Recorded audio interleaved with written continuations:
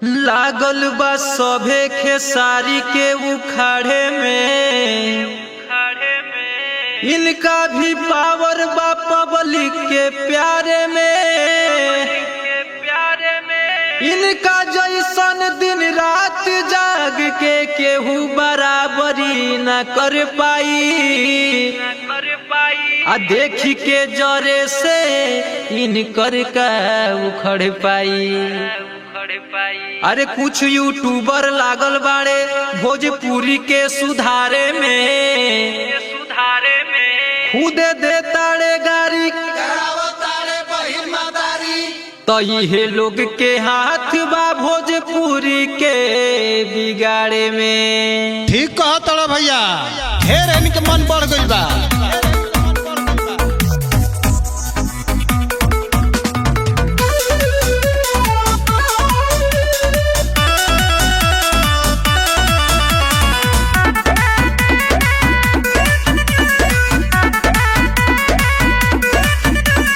पढ़ल बा गिरावे के चक्कर में, बाकी केहू न बा इनका टक्कर में। सभी पढ़ल बा गिरावे के चक्कर में, बाकी केहू न बा इनका टक्कर में। इनकर जहजिया मेहनत से उड़े, बाकी सबके लैंडिंग में। ये सारी रहेले ट्रेंडिंग में, बाकी सारा सिंगर पेंडिंग में।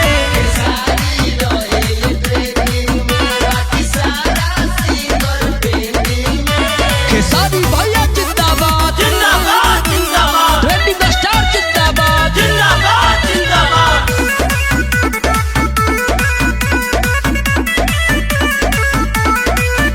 मत बुझ सैन के अकेला, एक इशारा पर लग जाई मेला। शेर सुतल बा अंगुरी न करू, तू झूठो बढ़ैबे झमेला। मत बुझ सैन के अकेला, एक इशारा पर लग जाई मेला। शेर सुतल बा अंगुरी न करू, तू झूठो बढ़ैबे झमेला। मरबे के तनो रिपोर्ट बाटे जनता के सपोर्ट, मरबे के तनो रिपोर्ट बाटे जनता के सपोर्ट। हिट मशीन होवे हिट रही है, बाकी सब रही वेटिंग में। खेसारी रहेले ट्रेंडिंग में, बाकी सारा सिंगर पेंडिंग में।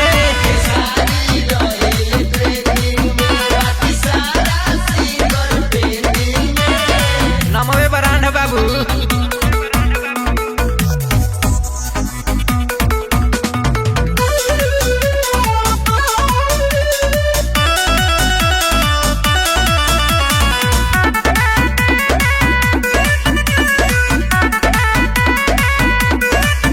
गाना के नइखे नाम धक के गईले, तबो इनके के टारगेट कईले।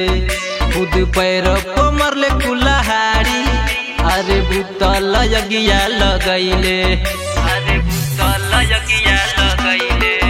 गाना के नइखे नाम धक के गईले, तबो इनके के टारगेट कईले। खुद पैर पर मरले कुल्हाड़ी, अरे भूतल यगिया लगैले। कहेले तुम्हारे पंगा होई जइबे तू नंगा, कहेले तुम्हारे पंगा होई जइबे तू नंगा। यूट्यूब में इनकर नामवा रहेला हरदम हेडिंग में। खेसारी रहेले ट्रेंडिंग में, बाकी सारा सिंगर पेंडिंग में।